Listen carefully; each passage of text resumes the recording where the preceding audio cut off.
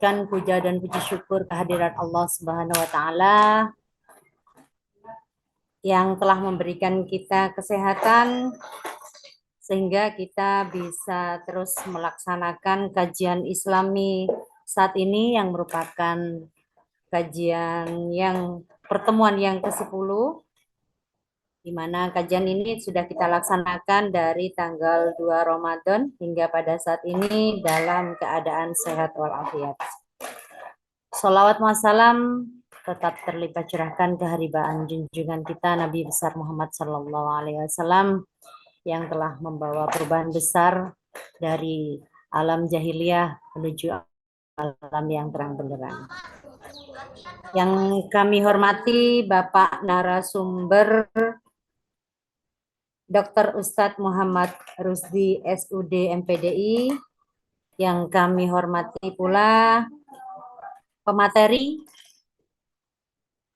pada pagi hari ini, yakni Ustadzah Azimatun Nikmah SE, Ustadzah Marisa Diana Sakhirul Layali SPD, serta Ustadz Muhammad Masdar Umaruddin SH.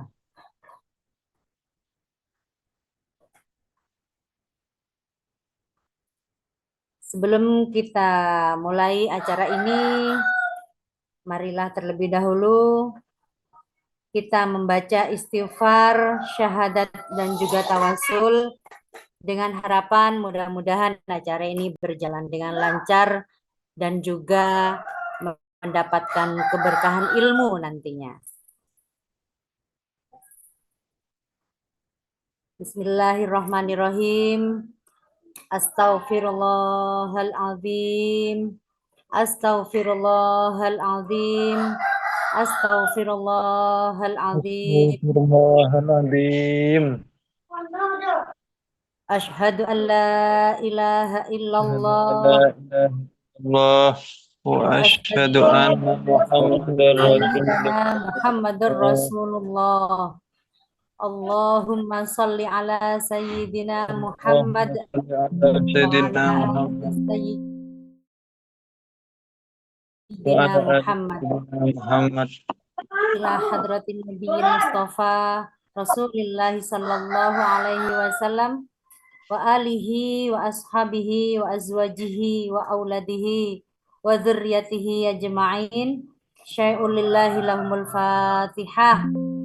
A'udzubillahi minasyaitonirrajim. Bismillahirrahmanirrahim. Alhamdulillahirabbil alamin arrahmanir rahim maliki yaumiddin. Iyyaka na'budu wa iyyaka nasta'in ihdinas siratal ladzina an'amta 'alaihim ghairil maghdubi 'alaihim waladdallin.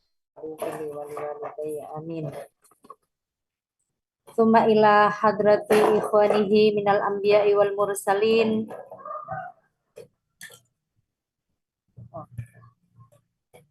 wal awliya'i wasyuhada'i wassolihin wassahabati wat tabi'in wal ulama'il amilin wal musannifin al mukhlisin wa jami'il malaikatil muqarrabin, khususan Sayyidina Syekh Abdul Qadir Jailani wa imanuna Syekhona Imam Al-Ghazali. Syai'ul lillahi lahumul Fatihah.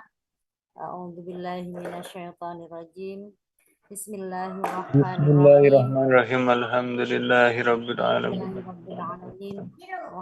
Iyyaka na'budu wa iyyaka nasta'in. Iyyaka na'budu wa iyyaka nasta'in. Ihdinas siratal mustaqim. Siratal ladzina an'amta 'alaihim ghairil maghdubi 'alaihim waladdallin. Wa khususan ila muassisi Ma'hadil Qadir wa mudarrisihi wa muallimihi wa jami'il musahimina fi ta'sisi Jami'atil Kiai Haji Ahmad Muzaki Syah Jember wa kulli man lahu fadlun fi qiyami hadzal majlisil mubarak.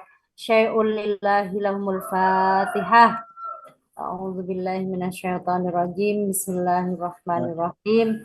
Alhamdulillahirabbil alamin. Arrahmanirrahim. Maliki yaumiddin. Iyyaka na'budu wa iyyaka nasta'in ihdinas Bismillahirrahmanirrahim. siratal mustaqim. Alaihim wal-dhalin. Siratal Amin. ladzina an'amta 'alaihim ghairil maghdubi 'alaihim waladdallin. Rabbighfirli wa liwalidayya. Amin. Marilah kita baca doa sebelum belajar. Raditu billahi rabba wa bil islami dina wa bi Bidina sayyidina wa Muhammad nabiyya wa rasula. نبيا ورسولا Rabbi zidni رب ilma زدني علما warzuqni fahma. وارزقني فهما Rabbi shrah li sadri رب wa اشرح لي yassir li صدري amri ويسر لي wahlul أمري 'uqdatam min واحلل lisani عقدة من yafqahu لساني qawli. يفقه قولي Allahumma anfa'na bima اللهم انفعنا 'allamtana بما wa علمتنا 'allimna ma yanfa'una وعلمنا ما wa ينفعنا zidna ilman wa amalan sholihan waj'al وعملا Amin. صالحا ilman nafi'an mubarakan fi hadzal syahril mubarak. Untuk menyingkat waktu, baiklah akan saya berikan waktu sepenuhnya kepada pemateri untuk memberikan kajian, di mana kajian kita pada pagi hari ini, yakni kajian kitab Ajaib Al-Qalb tentang hati dan setan. Kepada seluruh pemateri, kami berikan waktu sepenuhnya. Baik, Diurut Assalamualaikum Baran. warahmatullahi wabarakatuh. Waalaikumsalam warahmatullahi wabarakatuh. Pada kesempatan ini, saya akan membahas terkait kajian kitab Ajaib Al-Qalb yang membahas tentang hati dan setan. Seperti yang sudah dijelaskan dari kemarin, hati atau qalb itu dalam Islam bukan sekedar organ fisik, tetapi pusat spiritual manusia. Hati di sini adalah tempat iman, niat, keyakinan, dan sumber dari segala perbuatan. Di mana jika hati kita baik, maka perilaku seseorang juga baik. Sebaliknya, jika hati kita rusak, maka rusak pula seluruh amalan kita. Karena itu, hati itu menentukan kualitas hidup seseorang, baik di dunia maupun di akhir. Seperti yang sudah dijelaskan dari materi sebelumnya, Imam Al-Ghazali itu menjelaskan bahwa hati manusia itu ibarat sebuah kerajaan, di mana hati itu rajanya, sementara anggota tubuh adalah tentaranya. Jika rajanya baik dan kuat, maka seluruh pasukan akan berjalan dengan baik. Tetapi jika rajanya lemah dan dikuasai musuh, maka seluruh kerajaan akan rusak. Disinilah peran setan yang akan berperan. Setan itu adalah musuh utama bagi manusia yang tugasnya menggoda dan menyesatkan. Namun, penting untuk dipahami, setan itu tidak pernah memaksa manusia untuk berbuat dosa. Ia hanya membisikkan atau dalam istilah Al-Quran itu disebut was-was. Bisikan ini masuk melalui kelemahan-kelemahan manusia, seperti kelemahan manusia ketika berhawa nafsu, beramarah, dan sombong, serta cinta dunia yang berlebihan atau hubud dunia. Al-Quran Surat An-Nas ayat 4 dan 5 menjelaskan bahwa yang artinya dari kejahatan setan pembisik yang bersembunyi, yang membisikkan kejahatan ke dalam dada manusia. Di sini menunjukkan bahwa setan itu bekerjanya secara halus dan tersembunyi, membisikkan kejahatan ke dalam hati manusia. Artinya medan pertempuran utama manusia dan setan itu memang adalah hati. Menurut Imam Al-Ghazali, hati ini adalah arena pertarungan antara dua kekuatan ilham malaikat yang mengajak kebaikan dan bisikan setan yang mengajak kepada keburukan. Jika hati kita itu senantiasa mengingat Allah, maka ia akan kuat dan mampu menolak bisikan setan. Tetapi jika kita hatinya lalai dan jauh dari zikir, maka setan itu akan mudah mempengaruhinya. Namun di sini masih banyak pertanyaan, apakah zikir itu bisa mengusir setan? Nah, dari Imam Al-Ghazali ini menyebutkan terdapat 5 golongan pendapat. Yang pertama menyebutkan bahwa bisikan hati yang disebabkan oleh setan itu akan berhenti jika kita melakukan zikir kepada Allah. Hal ini sesuai dengan hadis Rasulullah yang artinya maka ketika seseorang mengingat Allah atau berzikir, niscaya setan itu akan mengendap-endap. Pada dasarnya, yang kedua, pada dasarnya bisikan setan itu sebetulnya tidak hilang. Bisikan itu tetap ada di hati, meskipun tidak menimbulkan pengaruh. Sebab jika hatinya sedang larut dalam zikir, niscaya ia akan tersekat dari pengaruh bisikan tersebut. Yang ketiga, bisikan yang dibangkitkan setan itu tidak akan lenyap dan dampaknya tak akan hilang. Yang hilang hanya dominasinya saja terhadap hati. Bisikannya tetap ada secara samar atau terdengar seperti dari kejauhan. Yang keempat, bisikan setan itu lenyap sejurus seseorang berzikir kepada Allah, meskipun kadang muncul kembali. Keduanya datang bergantian dalam waktu yang berdekatan, bukan dalam waktu bersamaan. Mereka yang berpendapat seperti ini dengan dalil hadis tetap mengendapkan setan kepada seseorang yang berzikir. Yang kelima, sesungguhnya bisikan yang dibangkitkan oleh setan dan zikir itu sendiri berjalan bersamaan tanpa pernah putus di dalam hati. Ini sama seperti orang yang kadang melihat dua benda dalam satu waktu yang sama. Demikian juga dengan hati, kadang-kadang menjadi tempat lewatnya dua benda. Seperti Rasulullah yang bersabda itu, setiap hamba itu pasti memiliki dua pasang mata, yakni sepasang mata di kepalanya yang biasa ia gunakan untuk melihat urusan duniawi, dan sepasang mata di hatinya yang bisa ia gunakan untuk melihat urusan agama. Selanjutnya, setan itu tidak bisa menguasai hati kecuali ia masuk ke dalam hati melalui pintu-pintunya.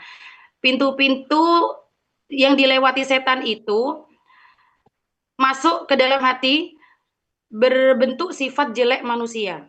Semua kejelekan manusia yang dilakukan itu bisa dipengaruhi oleh setan. Adapun pintu-pintu besarnya yang dilewatin setan itu masuk ke dalam hati itu ada 12.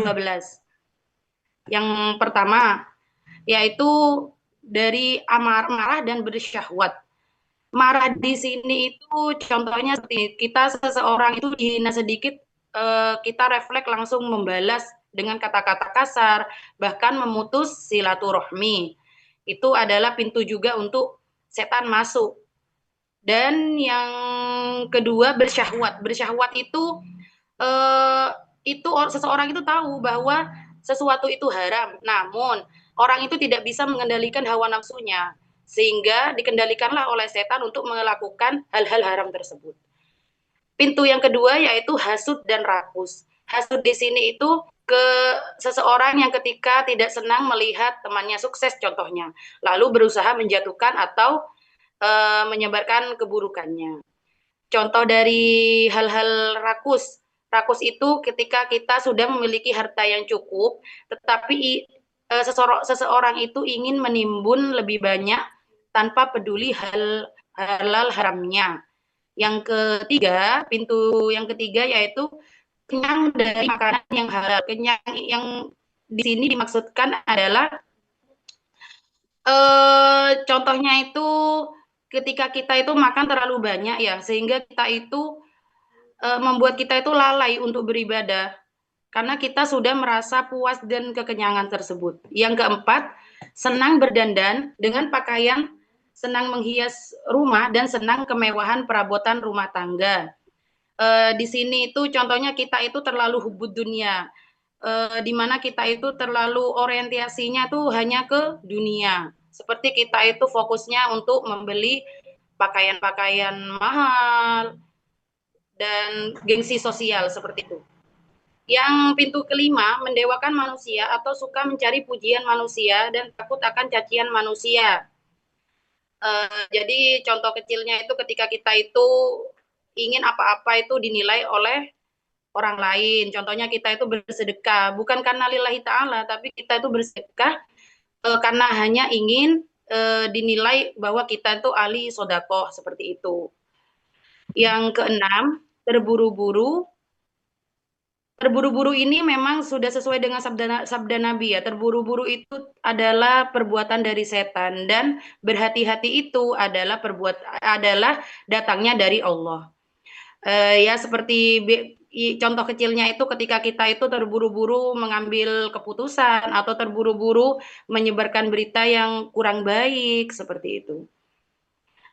Yang ketujuh, pintunya itu adalah ketika kita mempunyai harta berlebih yang melebihi dari kadar kebutuhan adalah tempat menetapnya setan. Contohnya kita itu sudah punya harta banyak, tapi kita itu enggan untuk bersedekah. Padahal hartanya kita itu berlimpah seperti itu. Yang kedelapan, kikir dan takut fakir. Itu seperti yang barusan saya jelaskan, kita itu punya harta, tapi itu kita itu mikirnya nanti kalau aku bersedekah takutnya hartanya habis seperti itu. Padahal itu sebenarnya sedekahnya lebih sedikit daripada kekayaan yang dimiliki. Yang Ya, kesembilan, tinggal sedikit Mbak, waktunya tinggal sedikit. Iya. yang kesembilan fanatis mazhab. Mereka itu sering menyalahkan orang lain, tidak peduli dengan orang lain. Yang ke-10 lupa memperbaiki diri. Itu ya dan rajin mengkritik orang lain. Yang ke-11 berpikir tentang zat sifat Allah dan perkara yang tidak dijangkau akalnya. Yang ke-12 buruk sangka kepada orang Islam. Kesimpulannya dapat disimpulkan bahwa hati adalah pusat kehidupan spiritual manusia. Setan berusaha mempengaruhi manusia melalui bisikan ke dalam hati. Oleh karena itu, siapa yang mampu menjaga hati, maka ia akan selamat dari godaan setan. Namun, siapa yang lalai menjaga hatinya, maka ia akan mudah terjerumus dalam kesalahan. Maka, obat hati yang paling manjur adalah menutup tempat-tempat masuknya setan atau pintu-pintu tersebut dengan cara mensucikan hati dari sifat-sifat tercela. Semoga kita semua ini termasuk orang-orang yang mampu menjaga hati dan mampu menutup celah-celah pintu masuknya setan tersebut. Dan semoga kita semua ini berada dalam perlindungan Allah. Mungkin cukup sekian yang bisa saya sampaikan, kurang lebihnya mohon maaf. Assalamualaikum warahmatullahi wabarakatuh. Waalaikumsalam warahmatullahi wabarakatuh. Disampaikan, terima kasih. Dilanjutkan ke pemateri yang kedua, yakni Ustadzah Marisa Diana Sahir Layali SPD. Monggo, kami berikan waktu sepenuhnya. Ya, terima kasih. Assalamualaikum warahmatullahi wabarakatuh. Waalaikumsalam Yang warahmatullahi wabarakatuh. saya hormati Bapak Kaprodi Pascasarjana, Bapak Dr. Muhammad Rusdi SUD MPDI, dan seluruh rekan Pascasarjana. Sudah dijelaskan tadi bahwa hati itu merupakan pusat kendali seluruh kehidupan manusia. Dan dijelaskan juga di dalam kitab Ajaib Al-Qalb ini yang menyatakan bahwa hati itu adalah tempat tajalli, yaitu tempat memantulnya cahaya hidayah dari Allah. Sehingga jika hati bersih, maka ia akan dipenuhi cahaya kebenaran. Tetapi sebaliknya, jika hati dipenuhi dosa, maka ia akan tertutup dan menjadi gelap. Dalam Quran Surat As-Samс, ayat 8, fa'alhamaha fujuraha wa taqwaha. Ayat ini menunjukkan bahwa di dalam diri manusia terdapat dua potensi. Yang pertama, fujuroha, yaitu potensi keburukan. Yang kedua, wa taqwaha, yaitu potensi kebaikan. Sehingga dari situ, tugas manusia adalah menguatkan potensi takwa dan melemahkan potensi fujuroh, keburukan, dengan cara menjaga hati, membersihkannya dari dosa, dan memperdekatkannya kepada Allah. Di dalam hati, itu juga berlangsung sebuah pertarungan. Pertarungan di mana terus-menerus antara ilham malaikat yang mengajak kebaikan dan bisikan setan yang mengajak keburukan. Di dalam hati kan seperti itu. Dan setan ini masuk ke dalam hati itu melalui celah-celah yang sudah disebutkan tadi sama pemateri pertama, yaitu berasal dari hawa nafsu, syahwat, emosi, atau kelalaian dari mengingat Allah. Sementara dalam penjelasan kitab Ajaib Al-Qalb yang disebutkan sebagai pintu-pintu hati yaitu sifat-sifat buruk seperti iri dan dengki, cinta dunia secara berlebihan, rakus, riya, suudon kepada orang lain. Yang tadi sudah disebutkan, maka tanda-tanda atau pintu-pintu itulah yang dimanfaatkan setan untuk mempengaruhi manusia. Karena setan sangat dekat dan selalu mencari kesempatan untuk masuk ke hati yang tidak dijaga. Jadi ketika kita melihat kesuksesan orang lain, misalkan hati kita kotor, maka muncullah rasa iri dan setan memperkuatnya dengan dengki. Bahkan dalam ibadah pun setan bisa masuk melalui sifat riya dengan membisikkan agar amal ditunjukkan kepada orang lain. Tapi jadi dari ini semua dapat disimpulkan bahwa setan tidak kuat menghadapi hati yang bersih, tetapi sangat mudah menguasai hati yang kotor. Maka dari itu, harus dibersihkan hati tersebut. Cara menjaga hati dari setan, yang pertama membersihkan sifat buruk, yang kedua mengendalikan nafsu, yang ketiga memperbanyak zikir. Sudah, itu saja dari saya, kurang lebihnya mohon maaf. Wassalamualaikum warahmatullahi wabarakatuh. Waalaikumsalam warahmatullahi wabarakatuh. Kami sampaikan terima kasih kepada pemateri yang kedua tadi.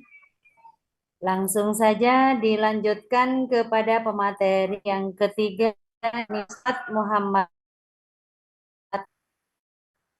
Disilakan. Assalamualaikum warahmatullahi wabarakatuh. Waalaikumsalam warahmatullahi wabarakatuh. Kita sudah barusan mendengarkan bagaimana dengan jelas sudah hubungan antara hati dan syaitan itu sudah ada beberapa sudah dijelaskan oleh ustadzah yang istimewa barusan. Sekarang kami mungkin akan menjelaskan lebih ke obat hati. Ya, barusan sudah disebutkan bahwasanya obat hati itu adalah zikrullah dan taqwa, seperti itu. Di dalam surat Al-A'raf di sana disebutkan yang artinya ditimpa was-was dari setan, mereka ingat kepada Allah, maka ketika itu juga mereka melihat kesalahan-kesalahannya. Itu. Jadi juga di surat Al-Ra'd juga senada seperti itu. Ingatlah hanya dengan ingat Allah hati menjadi tentram. Ala bidzikrillahi tatmainul qulub itu. Sesungguhnya berzikir kepada Allah, sesungguhnya mengingat Allah itu menutup pintu-pintu syaitan untuk menguasai hati kita sehingga hati kita itu menjadi hati yang karena temannya setan yang kita sudah kaji sebelum-sebelumnya itu ada namanya hawa nafsu, ada nafsul mungkaroh di sana. Nafsul mungkaroh itu adalah tempat strategis bagi setan untuk menggoda manusia, seperti itu. Jadi tidak menutup kemungkinan setan itu akan terus menyerang kita sehingga nafsu amarah dan nafsu mutmainnah, kan ada 4 nafsu di dalam kitab Bidayatul Hidayah tersebut dijelaskan, atau di dalam Ruqyul Budiyah ada 4 nafsu di dalam diri kita. Jadi nafsul ammar, nafsu yang mungkaroh ini dalam kata lain nafsul mungkaroh itu yang diserang oleh setan kebanyakan. Seringkali sesuk lewat nafsu itu. Seringkali setan menggoda kita, contoh di dalam bulan puasa sudah. Tidak jauh-jauh. Ketika nafsu kita sudah merasakan kehausan, sudah merasakan kelaparan dan sebagainya, lemeslah seperti itu. Ketika nafsu kita itu biasa mendengarkan setan di sebelum bulan Ramadan, karena bulan Ramadan setan sudah dikurung, seperti itu, sudah biasa, maka akan otomatis nafsu kita, nafsul ammar kita ini sudah terlatih oleh setan di 11 bulan sebelumnya. Jadi sudah mokel dalahnya itu. Namun ketika nafsul mutmainnahnya kita latih, kita tolak godaan yang seperti itu, kita tolak godaan-godaan setan yang mengajak kepada keburukan, insya Allah ketika kita sudah masuk bulan Ramadan dan setan sudah pergi, sudah dikerangkeng seperti itu, maka kita akan aman dari perkara-perkara yang dilarang oleh Allah di bulan Ramadan. Salah satu melatihnya bagaimana ini? Zikrullah. Zikrullah. Mengingat Allah. Takut kepada Allah. Kita kan di sini sudah disebut kader-kader ulama. Ulama itu kan disebutkan di dalam Quran orang-orang yang takut kepada Allah. Seperti itu. Yang takut kepada Allah. Innama yakhshallahu min ibadihil ulama. Kalau nggak salah seperti itu. Karena kalau salah nanti bisa dikoreksi. Orang yang takut kepada Allah itu adalah ibadnya Allah, hamba-hambanya Allah yang ulama. Ulama itu apa? Di ulama itu diartikan man amila bima ulima. Adalah orang yang mengerjakan apa yang dia ketahui. Ilmunya diamalkan. Walau sedikit. Walau sedikit. Kita tahu ilmunya, kita amalkan. Kita tahu ilmunya wudhu yang sempurna, kita amalkan doa. Insya Allah menjadi ulama yang istiqomah. Kita menjadi penerus generasi ulama yang istiqomah dan menjadi generasi yang bisa menjaga hati kita dengan baik. Amin Allahumma amin. Selanjutnya takwa kepada Allah, khosyah ini tadi, takwa takut kepada Allah, dzikir kepada Allah. Ini ada hadis di dalam riwayat Ahmad. Nabi Muhammad itu pernah bersabda begini. Sesungguhnya setan itu berkata, aku binasakan anak Adam dengan dosa dan mereka membinasakanku dengan la ilaha illallah dan istighfar. Ini. Dengan ucapan la ilaha illallah dan istighfar. Jadi kalau kita mau memaknai bebas ketika kita melafalkan la ilaha illallah, ketika kita melafalkan istighfar, setan kepanasan. Seperti itu. Setan akan pusing gitu. Seperti itu. Jadi caranya ini. Caranya ini takwa kepada Allah dan dzikir kepada takwa kepada Allah dan dzikir. Sholawat bagaimana? Tentu juga masuk. Sholawat adalah di jalur mahabbah kita nanti. Cinta kepada Rasulullah dan Allah. Cinta kepada Rasulullah dan Allah Subhanahu wa taala. Ketika hati kita sudah dipenuhi dengan mahabbah, sudah tidak ada lain, tidak ada celah lagi bagi setan untuk menempati hati kita. Bahkan kita sudah masyhur mengetahui di lagunya Opi itu ya, Tombo Ati, itu, obat hati. Ada 5 perkaranya. Yang pertama baca Quran dan maknanya, jadi tidak baca saja, tapi dengan maknanya ditadabburkan, diamalkan maknanya. Yang kedua apa? Tapindo, sholat wengi malah sholat tahajudnya. Dan ketika sang mukmin sudah bisa melaksanakan sholat tahajud, sholat sunnah yang lain, sholat maktubah, qobliyah, ba'diyah, tentunya sholat wajibnya itu tidak pernah ditinggalkan. Kan aneh ketika orang rajin sholat sunnah, tapi sholat wajibnya bolong-bolong, kan ini elak-gelak setan cak maturan. Kan gitu. Nah, ketika terus kemudian yang nomor 3, sering berkumpul dengan orang-orang soleh, sering berzikir kepada Allah bersama. Karena di talim kalau nggak salah, ketika kalian ingin mengetahui seorang itu jangan lihat orangnya, tapi lihat temannya atau circle-nya. Ketika circle-nya baik, maka kemungkinan besar orang itu akan baik. Itu. Yang keempat, banyak berpuasa. Yang keempat, butuh ingkang gue, ya berpuasa karena nafsu, ya tempat setan itu menggoda kita. Nafsu kita itu, amarah itu penawarnya adalah apa? Saya pernah baca cetuk dulu ketika Allah menciptakan hawa nafsu itu diciptakan di neraka, diciptakan oleh Allah. Setelah itu sudah dia jalan kemana-mana, tidak menuruti perintah Allah. Ketika itu disiksa, ditaruh di neraka. Mas tetap ditaruh di neraka paling panas, Mas, tidak menuruti perintah Allah.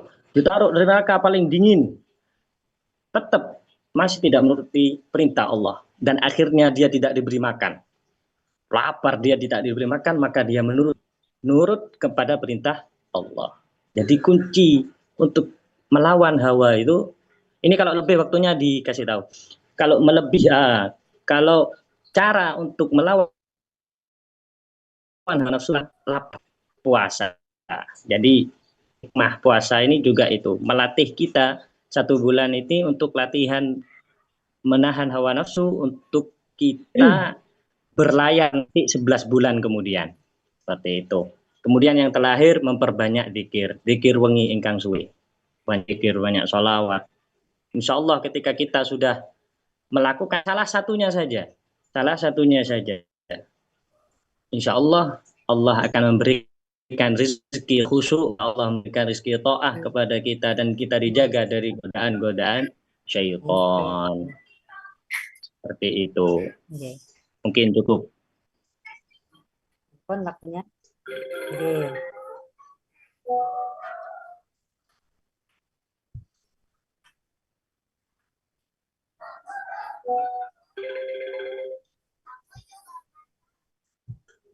Oke, mungkin cukup. Sampun nggih. Oke. Saya ucapkan terima kasih kepada pemateri yang ketiga telah mengupas tuntas tadi tentang kajian pada pagi hari ini. Untuk berikutnya, langsung saja waktu kami berikan sepenuhnya kepada Bapak narasumber kita, yakni Bapak Dr. Ustadz Muhammad Rusdi SUD MPDI, untuk memberikan kajian serta menjawab dari berbagai macam pertanyaan teman-teman yang sudah dituliskan tadi di chatnya. Monggo Bapak Rusdi, waktu kami berikan sepenuhnya. Assalamualaikum warahmatullahi wabarakatuh. Waalaikumsalam warahmatullahi Waalaikumsalam warahmatullahi wabarakatuh. Alhamdulillah, wassalatu wassalamu ala rasulillah, wala hawla wala quwwata illa billah, amma ba'd. Terima kasih atas waktunya, moderator, Ustaz Istirahani, dan semua pemateri yang sudah menyampaikan. Ada beberapa pertanyaan yang sudah masuk. Saya langsung ke pertanyaan saja.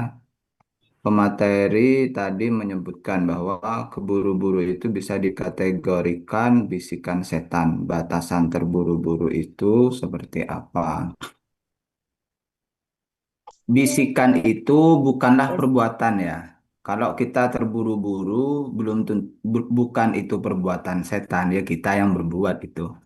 Artinya ketika orang terburu-buru, sama halnya dengan orang yang dikuasai amarahnya, yang dikuasai ghadabnya, yang dikuasai emosionalnya.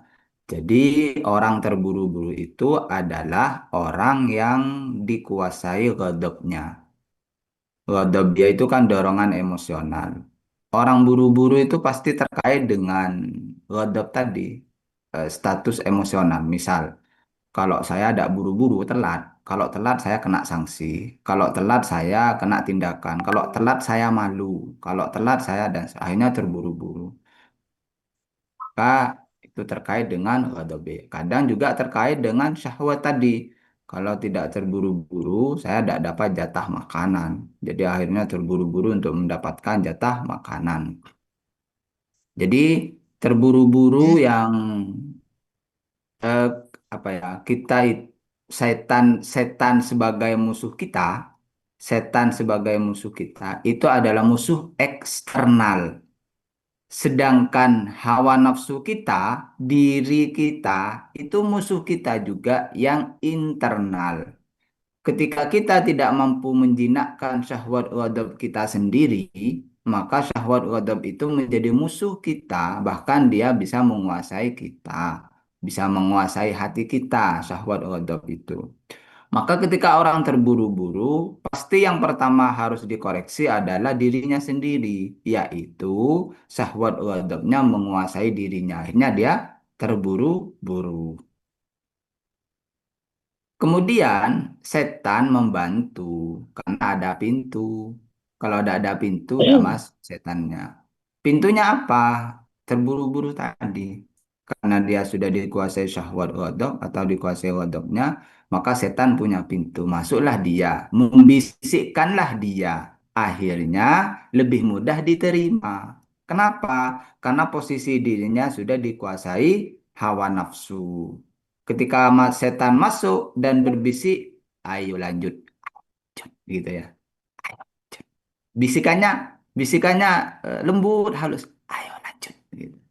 Dorongannya halus. Maka tambah menjadi dia, tambah terburu-buru, tambah melakukan maksiat. Kenapa? Karena sebenarnya dia sudah melakukan maksiat oleh syahwat ghadabnya tadi, atau melakukan hal yang salah oleh syahwat ghadabnya tadi. Setan ada pintu ya masuk dia, membisikkan ya tambah jadi, gitu ya.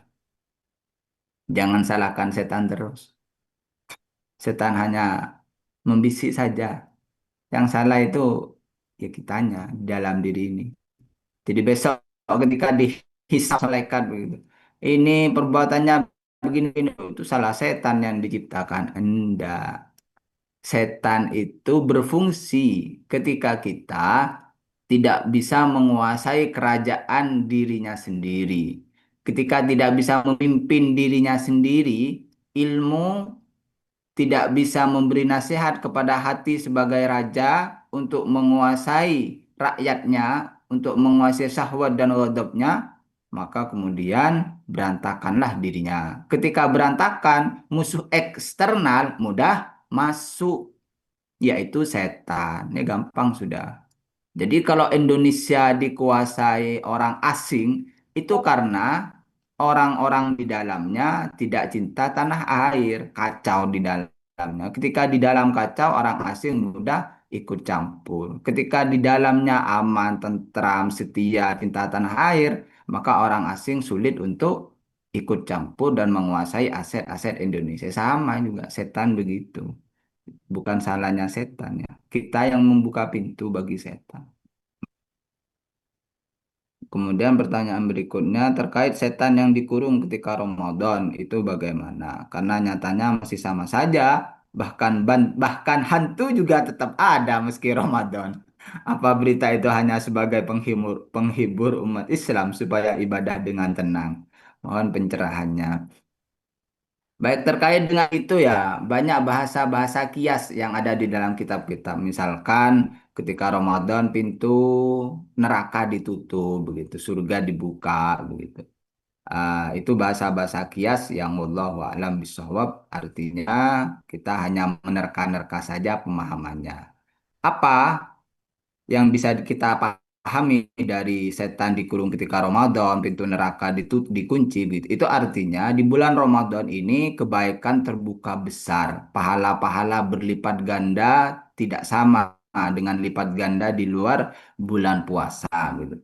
Jadi sangat luar biasa pahala yang bisa kita dapatkan di dalam berbuat baik pada bulan Ramadan ini. Itulah yang yang dimaksud dari pintu neraka dikunci. Jadi maksiat-maksiat itu di bulan Ramadan ini, pintu-pintu neraka itu bisa terkalahkan karena pintu kebaikan sangat terbuka lipat gandanya gitu ya. Kalau misalkan masih tetap ada hantu, bahkan diri sendiri yang menjadi hantunya, ya diri kita akan jadi hantu bagi kita juga kan. Apa? Ya kadang syahwat itu khawatir dengan kehidupan esok. Kadang syahwat itu harus makan yang enak-enak dan banyak, harus hidup yang ya dan seterusnya. Status sosial harus tinggi dan seterusnya. Itu kan hawa nafsunya. Itu kan menghantui, itu ya. Menghantui. Jadi dirinya menghantui kepada dirinya sendiri, syahwat ghadabnya tadi. Padahal bulan Ramadan begitu. Ya, yang namanya hawa nafsu manusia tidak terikat waktu apapun itu. Artinya orang banyak yang tidak berpuasa di bulan Ramadan padahal setannya sudah dikurung begitu, itu tadi makna kiasan. Kalau kita kembali kepada dalil-dalil yang bahwa laula laula syaitan yahumun ala qulubi ibni Adam begitu. Jadi seandainya setan tidak mengelilingi hati hati anak Adam, artinya berarti setan itu apa? Senantiasa ada pada manusia. Jadi setiap insan itu ada setannya gitu ya. Setiap insan ada setannya. Setiap hati ya ada setannya. Banyak sedikitnya ya tergantung orangnya. Kalau senantiasa mengikuti syahwat ghadab, dikuasai oleh syahwat ghadab, semakin banyak setannya. Kenapa? Pintunya semakin besar. Ketika orang lapar, maka pintu setan itu semakin kecil begitu ya. Akhirnya setan untuk masuk itu menjadi tidak punya kesempatan, walaupun ada hanya satu dua tiga, artinya tidak ratusan atau ribuan setan begitu ya. Itulah dalam sebuah eh, al-alim, al-alim al-wara, al-alim al-wahidul wara. Ada orang alim yang wara satu saja. Asyaddu ala syaitan, itu lebih berat, lebih lebih lebih sengsara bagi setan untuk menggoda itu ketimbang dari min alfi abidin. Dari 1.000 orang yang ahli ibadah, dia tidak berilmu, dia tidak, apalagi tidak dia tidak berilmu, dia tidak waro. Jadi sangat mudah bagi setan itu untuk menggulingkan orang-orang yang tidak waro, orang-orang yang tidak berilmu. Kalau orang berilmu sulit menggulingkan karena dia mau berbuat itu dirinya sudah ilmunya sudah memberitahu, "Oh, ini tidak boleh." Misalkan ada bisikan sombong, bisikan ujub dalam hatinya. Syahwat dan ghadab mau kan memang karena yang namanya ghadab dorongan emosional bahwa dia harus bangga dengan dirinya bahwa dia harus nomor satu itu kan memang ghadabiyah begitu, manusiawinya begitu. Kemudian setan membisikkan, Anda memang orang yang ahli ibadah, Anda memang bagus daripada yang lain. Yang lain itu tidak seperti Anda, tidak warok, tidak alim. Gitu. Jadi dibisikkan sama setan.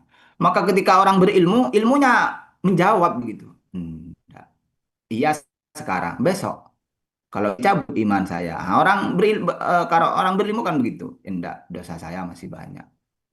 Enggak. Dan seterusnya tidak tahu kok Allah yang tahu hati masih. Jadi itu kalau orang punya ilmu. Kalau orang tidak punya ilmu, sedikit saja disebulkan bisikan setan itu sudah luluh dia kemudian. Jadi itu ya makna kiasan saja bahwa betapa Ramadan itu kebaikannya sangat banyak sekali sehingga pintu surga terbuka dan pintu neraka potensinya kecil. Potensi kejelekan itu kecil karena saking banyaknya lipatan ganda amalia di bulan Ramadan itu maksudnya. Jika seseorang merasa was-was untuk memastikan ibadahnya sah dan benar, apakah itu termasuk gangguan setan atau bentuk kesungguhan dalam beragama? Was-was itu bukan orang sholat yang tidak jadi takbir itu ya Allah Akbar, tidak apa. Bukan hanya itu was-was ya. Jadi was-was orang orang awam memaknai kalau orang sholat itu sulit takbirnya gitu. Jadi takbirnya diulang-ulang Allah Akbar, atau wudhunya lama gitu. Itu dikatakan was-was. Tidak sebatas itu was-was. Orang khawatir dengan kehidupan ekonominya itu juga was-was. Orang khawatir dengan masa depan dirinya, keluarganya, itu juga was-was. Berarti dia tidak tahu, kurang beriman terhadap takdir Allah. Kurang beriman bahwa Allah itu yang mengatur semuanya. Jadi was-was itu. Maka untuk memastikan ibadahnya sah dan benar, eh, disitulah ada ilmu ya, sebagai mizanus syariahnya. Artinya begini, saya contohkan orang yang sholat, tidak takbirnya tidak jadi-jadi begitu ya. Kalau dia tahu tentang ilmu, dia belajar fikih. Di dalam niat orang sholat itu kan hanya tiga. Kalau sholat fardu ya. Al-qasdu, ta'yin, kemudian ismu nama dari sholat itu. Jadi ta'yin, al-fardiyah, dan al-qasdu. Jadi tiga hal ini sudah cukup menjadi komponen niat untuk orang sholat. Misalkan al-qasdu, saya berniat. Itu sudah qasdu. Fardiyah ya ada fardunya. Ta'yin ada namanya, apakah maghrib, apakah duhur. Jadi di dalam hati saya mau sholat fardu zuhur. Itu sudah sah. Jadi itu kan hanya berapa detik saja. Saya niat sholat fardu zuhur. Saya niat sholat fardu asar. Itu sudah sah itu. Walaupun tidak 4 takbir, kemudian 4 rakaat begitu dan seterusnya. Adaan mustaqbilal kiblati itu tidak apa-apa walaupun itu tidak ada di dalam hati. Lah ini kan ilmu. Jadi ketika orang tidak jadi karena merasa di dalam dirinya belum mengatakan fardunya belum kokoh, farduh misalkan belum muah begitu ya. Akhirnya dia, nah itu was-was namanya karena tidak tahu ilmu itu. Kalau dia tahu ilmu, oh ternyata niat itu sederhana ya begitu. Ada juga yang baca Qur'annya fasohahnya syaiton jadi sinnya kayaknya kurang puas itu kalau tidak lah coba dia belajar tahsin, belajar makharijul huruf kan tidak begitu ya. Itu semua karena ketidaktahuan itu, karena ilmu. Bahaya orang itu, orang jauh dari ilmu itu bahaya, salah terus dan bisa meresahkan orang. Seharusnya sholat di dekatnya itu husuk karena dengar orang yang akhirnya tidak husuk juga, ganggu orang lain. Jadi apakah itu gangguan setan ya itu tadi ya, sesuai dengan standar ilmu. Kalau misal jadi kehati-hatian itu jangan terlalu dipakai dalam persoalan suci najis, kemudian dalam persoalan zahiriyah. Zahiriyah itu kan seperti fasoha baca tadi, kemudian suci najisnya. Jangan terlalu dipakai ke sana kehati-hatian itu. Tapi pakailah kehati-hatian itu dalam persoalan batiniyah.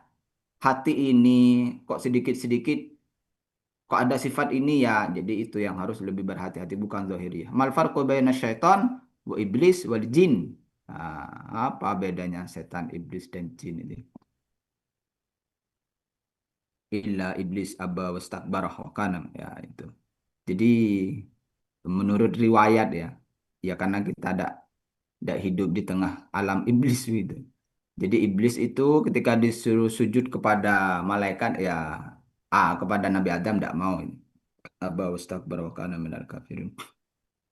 Jin itu juga makhluk juga ya, semacam manusia, tetapi kita juga tidak punya ilmu banyak tentang jin, tapi itu dijelaskan dalam beberapa riwayat Al-Quran dan hadis.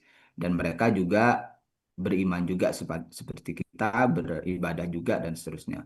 Kemudian setan dan iblis itu satu entitas sebagai musuh manusia yang senantiasa berbuat kejelekan. Jadi cerita awalnya ketika dulu disuruh sujud kepada Nabi Adam, dia tidak mau sehingga kemudian setan berjanji untuk kemudian selalu menggoda sampai ila yaumil kiamah dan beranak pinak begitu ya.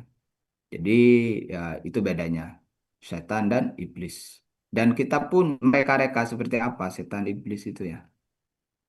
Tadi diterangkan bahwa mata hati itu ada dua. Sebenarnya mata hati itu ada berapa dan wujudnya seperti apa? Atau punya hidung juga hati ya? Kemarin sudah dijelaskan hati itu punya dua pintu ya. Pintu ke alam zahir, pintu ke alam batin gitu ya. Jadi hati itu apa? Kan sudah dibahas ya. Hati itu ruh kita. Hati itu yang halus. Hati itu min alamil amr, bukan dari alam sini. Maka dia tidak bisa juga kita konkretkan. Hati itu berbentuk cahaya. Enggak. Min alamil amr. Yas'alunaka anir ruh amri rabbi. Tidak bisa. Qalila saja utitum ila qalila. Itu ya tentang hati yang sebenarnya. Yang penting kita merasakan hati kita sendiri itu sudah bagus. Kadang orang tidak bisakan hatinya sendiri yang dikuasai syahwat dan ghadab. Jadi wujudnya seperti apa? Yas'alunaka anir ruh, ini jawabannya. Kulir ruh min amri rabbi. Jadi hati itu kata Imam Al-Ghazali tidak bisa dipecah, tidak bisa dibagi karena dia tidak terkait dengan waktu dan seterusnya begitu. Karena luar biasa itu hati kita ya. Kalau fisik ini terkait waktu. 1.000 orang ahli ibadah akan lebih gampang disesatkan oleh setan, sedangkan 1 orang ahli ilmu, ahli fikih akan lebih sulit disesatkan. Ya. Buk- Apakah perang terbesar manusia sebenarnya bukan melawan setan luar, tapi setan yang sudah bersekutu dengan nafsu di dalam hati? Setan luar, ya ada setan luar, setan dalam ya. Ya, terserah Berarti sudah. ada setan dalam itu Ustaz. Maksudnya setan dalam ya tadi itu pintu masuknya setan ke dalam hati. Artinya kalau setan sudah masuk ke dalam hati gimana? Kan sudah dikuasai. Kalau penjajah ada di luar negeri kan belum bisa menjajah. Kalau penjajahnya sudah masuk ke Indonesia akan menjajah kemudian. Jadi setan setan yang sudah masuk ke dalam itu bukan hanya bersekutu itu. Bagaimana caranya supaya kita tidak diganggu oleh setan ketika melaksanakan sholat sehingga sholat kita menjadi khusyuk. Jangan salahkan setan terus ya karena kita tidak khusyuk ya. Setan lengkap saja karena di dalam diri kita belum mampu menjinakkan syahwat dan ghadab itu. Jadi melengkapi dia. Ketika kita mampu menaklukkan diri kita, maka setan tidak mampu mengalahkan kita begitu. Sholat khusyuk itu ditentukan oleh isi hati kita juga ya. Tidak selamanya sholat itu tidak selamanya sholat kita tidak khusyuk itu karena faktor setan tidak. Artinya tidak selamanya juga orang sholat tidak khusyuk itu karena dosa. Enggak. Ada beberapa yang bukan dosa itu mubah. Terlalu banyak di dalam hati. Itu juga mempengaruhi khusyuknya orang di dalam sholat. Jadi tidak semata karena itu ya. Tidak semata karena orang bermaksiat kemudian sholatnya tidak khusyuk, tidak. Tapi banyak yang difikirkan, banyak urusan, itu mensabotase hati fokusnya kepada Allah. Karena yang dipikirkan banyak, kesibukan A, B, C, D, E, banyak begitu. Sehingga untuk hatinya fokus kepada Allah, terganggu oleh kesibukan yang banyak. Padahal kesibukan yang ada sifatnya tidak maksiat itu ya. Jadi jaga juga kesibukan-kesibukan itu jangan sampai menguasai hatinya sehingga gagal fokus untuk tetap kepada Allah. Itulah kenapa kita harus mampu menjinakkan syahwat dan ghadab kita supaya kita dituntun ilmu. Apa tuntun ilmu kita? Kesibukan apapun yang kita lakukan semuanya adalah dalam rangka menghamba kepada Allah. Itu kata kuncinya. Karena kita menghamba kepada Allah maka jangan terikat dengan kesibukan itu, tapi terikatlah dengan bahwa kesibukan itu ibadah kita kepada Allah. Percaya tipis ya. Orang belajar ini, belajar kita semacam ini, tidak sekedar mujarradut ta'allum, tidak sekedar kita belajar, tidak. Tetapi belajar ini adalah rasa kita, cara kita beribadah kepada Allah. Itu tipis itu. Jadi antara orang yang ke Allah dan fokus ke belajar saja itu tipis itu. Padahal sama-sama baik kan. Belajar kan baik. Tetapi orang yang mampu mengaitkan bahwa belajar ini bentuk ibadah kepada Allah, lah itu yang benar. Jadi kita itu beribadah kepada Allah. Bukan belajar dulu baru ibadah. Tidak. Kita beribadah kepada Allah. Dengan cara apa? Belajar. Dengan cara apa? Riyadhah dan seterusnya. Nah, lihat ini gambar ya. Ini ada orang di sini. Ya, ini dirinya begitu, ini setannya. Mana yang menang begitu ya. Nah, jadi kalau orangnya ahli silat ya, dia luar biasa. Menguasai, menjinakkan tubuhnya dan berlatih silat kuat, maka dia bertarung dengan orang lain mampu. Ketika kita tidak mampu menjinakkan syahwat dan ghadab, jadi masih bermasalah dengan dirinya begitu. Misalkan otaknya mengatakan, ayo tinju dengan tangan kanan. Ternyata yang bergerak kaki kiri begitu. Lah ini kan masalah ini. Mana bisa mau membunuh musuhnya. Wong dia menginginkan tangan kanan yang menyerang, ternyata kakinya yang menendang. Kan konslet artinya. Ya tidak bisa menang kalau begitu. Dia menyuruh syahwatnya supaya tunduk pada ilmu. Tetapi tetap dia dikuasai ghadabnya. Ya tidak bisa menang. Nah, ini ya gambaran-gambaran bagaimana seseorang senantiasa arena pertarungan, kata tadi, hati arena pertarungan dengan setan. Nah, bagaimana cara menang? Jika berkelahi, siapa yang menang ini? Dua pendekar ini ya. Ini senjatanya cahaya juga. Hebat ini. Tangan kanan kiri senjata, di punggungnya juga senjata. Ah, ini senjatanya satu ini cuma. Maka yang dipastikan menang yang di sebelah kiri ini. Karena senjatanya lebih banyak. Kalau ini satu ini. Kalau ini berkelahi dari jarak jauh dia bisa pakai ini kan ya. Senjatanya ini. Panahnya. Kalau ini dari jauh tidak bisa ini. Karena ini cuma senjatanya satu.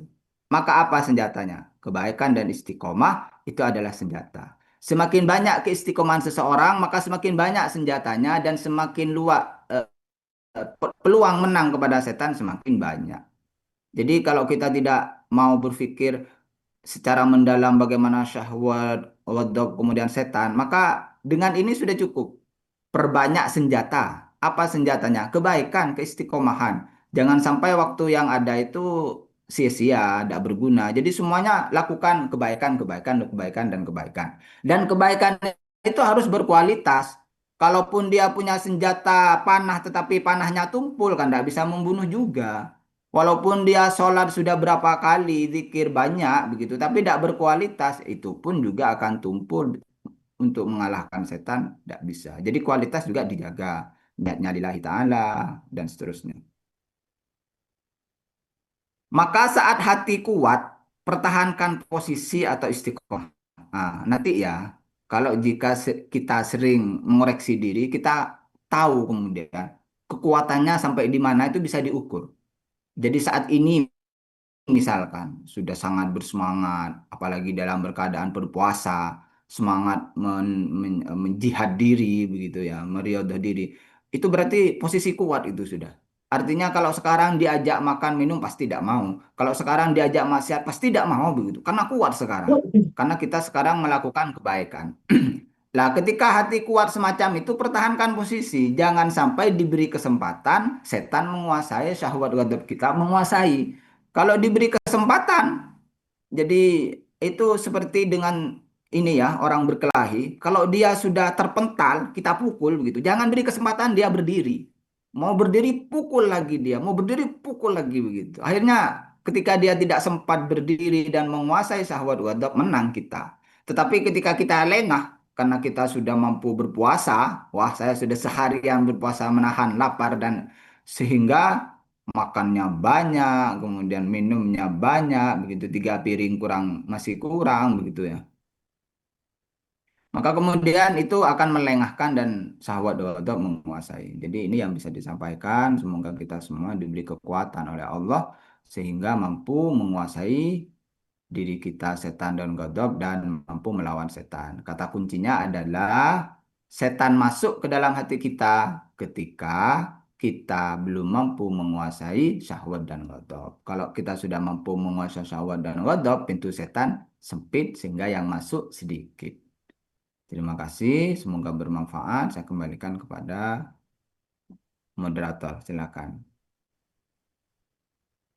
Terima kasih kami ucapkan kepada Bapak narasumber yang telah secara luas tadi memberikan kajian pada pagi hari ini. Marilah sebelum kita tutup kajian ini, kita berdoa dulu bersama-sama dengan doa kafaratul majlis dan doa untuk kebaikan dunia akhirat. Dengan mohon mudah-mudahan doa ini nanti dijabah oleh Allah dan ilmu yang kita dapatkan menjadi ilmu yang barokah. Subhanakallahumma wa bihamdik asyhadu an la ilaha illa anta astaghfiruka wa atubu ilaika. Allahumma arinal haqqa haqqa warzuqna ittiba'ah wa arinal batila batila warzuqna ijtinabah. Rabbana atina fid dunya hasanah wa fil akhirati hasanah wa qina adzabannar. Allahumma taqabbal minna syiyamana wa qiyamana wa du'ana waj'al hadza majlisan marhuman wa tafarruqana min ba'dihi tafarruqan ma'suman wa la taj'al qina wala minna syaqiyan wala mahruman Walhamdulillahirabbil alamin. Demikianlah kita rangkaian acara kajian Ramadan kita pada pagi hari ini. Sebelum kita tutup, mungkin bagian foto, nggih, monggo. Akhiri dari saya, wabillahi taufik wal hidayah. Wassalamualaikum warahmatullahi wabarakatuh. Waalaikumsalam warahmatullahi wabarakatuh. Wabarakatuh. Saya foto dulu. 1, 2, 3. Sebentar. 1, 2, 3. Oke, sampun. Hmm.